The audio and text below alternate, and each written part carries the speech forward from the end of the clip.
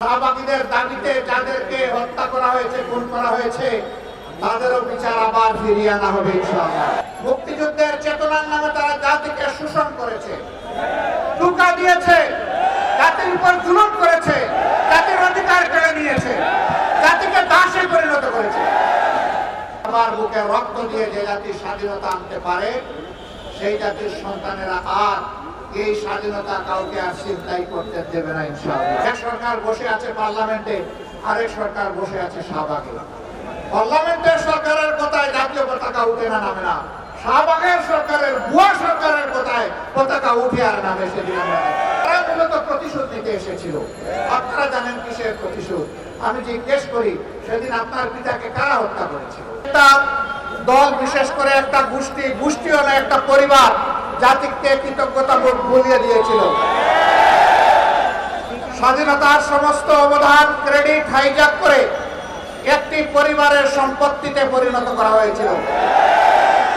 বাংলাদেশকে তারা তাদের জমিদারি মনে করে নিয়েছিল, জনগণকে তারা তাদের প্রজা এবং ভাড়াটিয়া বানিয়েছিল, আমাদের সন্তানদের মুখের গ্রাস কেড়ে নিয়েছিল, মেধাকে পায়ের তলে দোলন করে ক্যাডার ভিত্তিক বাংলাদেশে গঠন করার চেষ্টা করেছিল।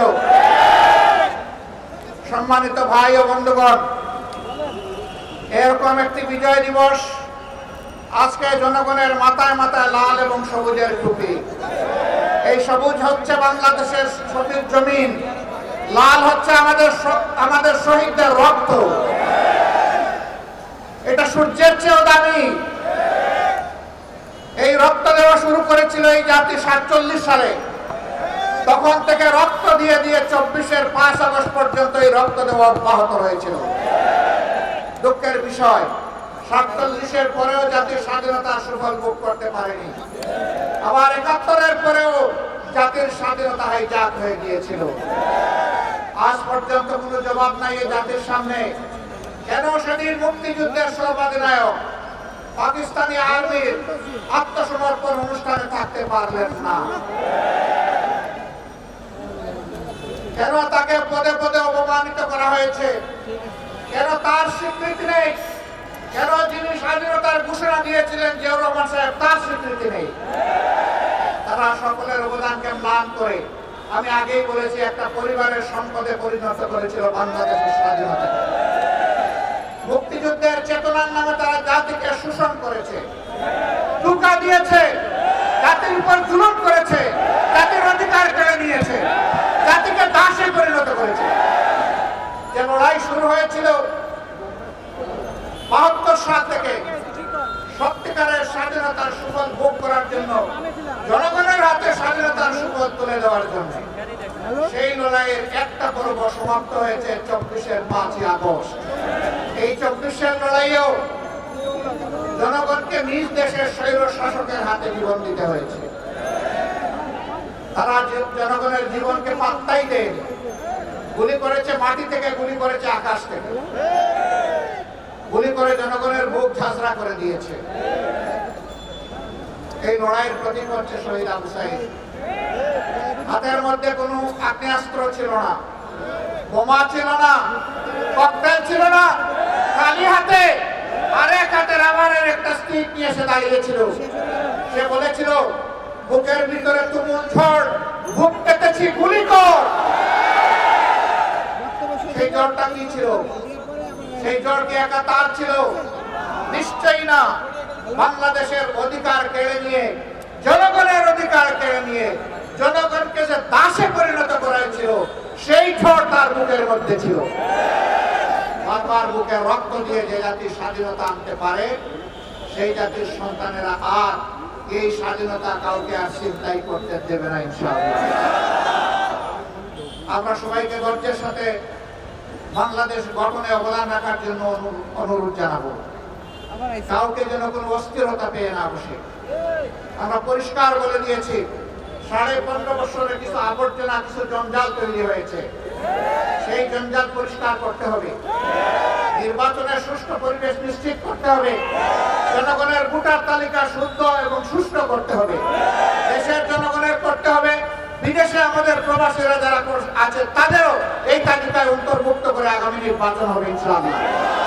আমরা একজন নাগরিক ভোটার তালিকা তাকে বাদ পড়ুক, আমরা এটা চাই না। এর জন্য যা করা দরকার সরকারকে তাই করতে হবে। যে উদ্যোগ নেওয়া প্রয়োজন নির্বাচন কমিশনকে সেই উদ্যোগ নিতে হবে। এই উদ্যোগে আমরা কোনো ব্যতিক্রম, কোনো শিথিলতা আমরা বরদাস্ত করবো না। ঘরে ঘরে জনগণে এই তালিকাকে নিশ্চিত করতে হবে যারা চুরি করে ভুয়া ভোটার হয়েছে, একাধিক জায়গায় ভোটার হয়েছে, তাদেরকে এখান থেকে পাক সাফ করে ফেলতে হবে। যারা ধোঁকা দিয়ে একাধিক জায়গায় ভোটার হয়েছে, ওরা আদৌ ভোটারের যোগ্য কিনা সেই সিদ্ধান্ত নিতে হবে। বিবেক দিয়েছি, বিবেক অনুযায়ী কাজ করে নাই, আল্লাহ বলছেন এরা পশু। আবার আল্লাহ বলতেছেন আমি পশুকে বিবেক দেই নাই, এদেরকে বিবেক দিয়েছিলাম, এরা পশুর মতো কাজ করেছে, অতএব এরা পশু নয়, তার চাইতেও নিকৃষ্ট। একজন আক্রাসী মাফিয়া মাদারের নির্দেশে সেদিন লগি বৈঠা নিয়ে তার গুন্ডারা রাস্তায় নেমেছিল, তারাই তার নির্দেশে হত্যা করেছিল। এই মজলুম পরিবারগুলো সেদিন বিচার চেয়েছিল, আদালতে বিচার দায়ের হয়েছিল, কিন্তু ক্ষমতার গরমে সেই বিচার তারা খেয়ে ফেলেছে। আমরা কথা দিচ্ছি এই বিচার আবার ফিরিয়ে আনা হবে বাংলার জমিনে, আবার তাদের বিচার হবে ইনশাআল্লাহ। এর পরবর্তী পর্যায়ে শাহবাগীদের দাবিতে যাদেরকে হত্যা করা হয়েছে, খুন করা হয়েছে, তাদেরও বিচার আবার ফিরিয়ে আনা হবে ইনশাআল্লাহ। আর যে সমস্ত শাহবাগীরা সেদিন বাংলাদেশকে চ্যালেঞ্জ করে পাল্টা সরকার গঠন করেছিল, জনগণ তাদেরও বিচার চায়। এক দেশে দুই সরকার, এক সরকার বসে আছে পার্লামেন্টে, আরেক সরকার বসে আছে শাহবাগে। পার্লামেন্টের সরকারের কথায় জাতীয় পতাকা উঠে না, নামে না। শাহবাগের সরকারের, ভুয়া সরকারের কথায় পতাকা উঠে আর নামে। সেদিন একবার নয়, দুবার নয়, একদিন নয়, দুদিন নয়, এক সপ্তাহ নয়, 2 সপ্তাহ নয়, মাসের পর মাস রাষ্ট্রীয় পৃষ্ঠপোষকতায় সেই সন্ত্রাস চালিয়ে যাওয়া হয়েছে। আমরা অন্যায়ের কাছে মাথা নত করিনি, আমরা অন্যায়ের কাছে মাথা নত করব না ইনশাআল্লাহ। আমরা প্রিয় দেশের স্বাধীনতা, সার্বভৌমত্ব কোন আগ্রাসী, কোন হেজিমনিস্টের কাছে আমরা বিক্রি করব না, করতে দেব না ইনশাআল্লাহ। যারা বিক্রি করেছিল আজকে তারা পালিয়ে গিয়ে ওখানেই আশ্রয় নিয়েছে। তারা এদেশকে নিজের দেশ মনে করতো না, কারণ এদেশে তাদের বাচ্চা কাচ্চা বসবাস করতো না। তাদের বাচ্চা কাচ্চাকে নীরবে অন্য দেশে পাঠিয়ে দিয়ে এই দেশকে তারা সন্ত্রাস কবলিত করে ত্রাসের মাধ্যমে এই দেশকে তারা শোষণ করেছিল। তারা মূলত প্রতিশোধ নিতে এসেছিল। আপনারা জানেন কিসের প্রতিশোধ?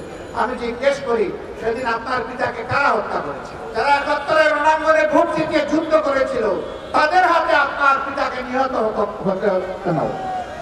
আপনারাই জবাব খুঁজেন। এর জন্য দায়ী কারা? কারা সেদিন ব্যাংক লুটেরা ছিল?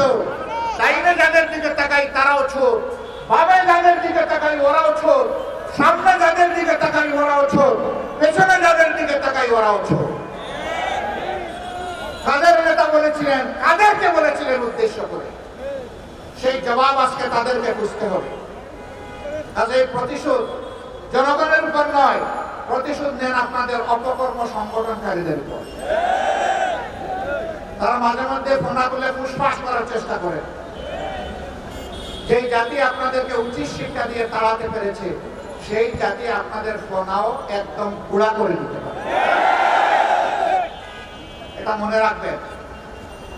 এই দেশে যোদ্ধা 2 লাখ 4 লাখ নয়, এই দেশের যোদ্ধা মিনিমাম 10 কোটি। এই 10 কোটি যোদ্ধার 20 কোটি হাত সদা প্রস্তুত যে কোনো ষড়যন্ত্র মুক্ত রুখে দেওয়ার জন্য। আমরা আল্লাহ তাআলার সাহায্য চাই। দেশকে ভালোবাসবো, আমরা কারো তাবেদার বানাতে এই দেশকে দেব না, এবং কেউ তাবেদারি করতে আসলে তাকে আমরা ছাড় দেব না। এই অঙ্গীকারে